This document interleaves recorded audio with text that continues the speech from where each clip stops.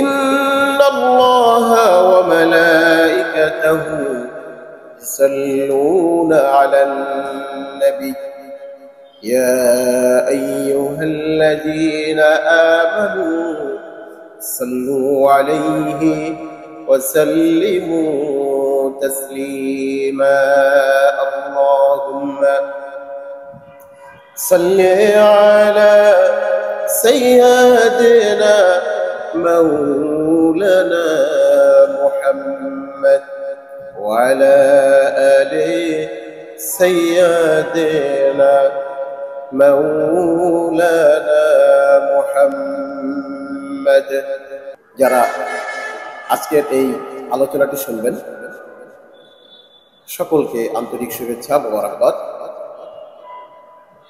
সবাইকে অন্তরের অন্তঃস্থল থেকে সালাম, আসসালামু আলাইকুম ওয়া রাহমাতুল্লাহি ওয়া বারাকাতুহু। বন্ধুগণ, আজকে একটা বিষয় নিয়ে আলোচনা করব। আলোচনার বিষয়টি হলো হাসাদ, হিংসা।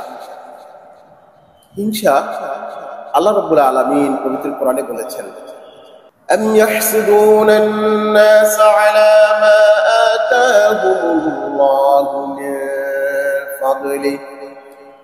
আল্লাহ রাব্বুল আলামিন বলেন, আমি যদি কাউকে নিজ অনুগ্রহে নিজ দয়ায় কাউকে কোনো নিয়ামত দান করি, এই নিয়ামতের উপরে কেউ যদি অন্যকে যদি ঈর্ষান্বিত হয়, হিংসা আরোপ করে, হিংসাত্মক হয়, আল্লাহ রাব্বুল আলামিন সেটাকে হুঁশিয়ার করেছেন। আল্লাহ রাব্বুল আলামিন কাউকে যদি নিজ অনুগ্রহে নিজ কৃপায় কাউকে নিয়ামত দান করেন, সম্মান দান করেন, সম্মানিত করেন, এখানে অন্য কারো হিংসা করার মতো কিছু নাই।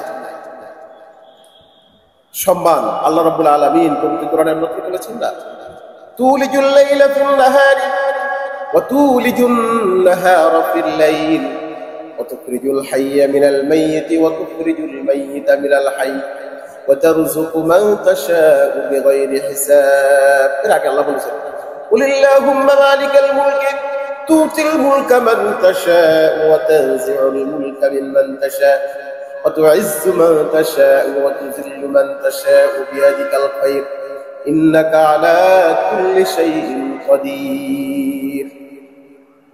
আল্লাহ রাব্বুল আলামিন এই সারা পৃথিবীর বিশ্ব ব্রহ্মাণ্ডের আল্লাহ রাব্বুল আলামিন একচ্ছত্র অধিপতি, তিনিই একমাত্র মালিক। এই আল্লাহ রাব্বুল আলামিন যদি কাউকে চান সম্মানিত করেন, ক্ষমতা দান করেন, আর যদি কাউকে অপমানিত করতে চান, লাঞ্ছিত করতে চান, তার থেকে আল্লাহ ক্ষমতা কেড়ে নেন।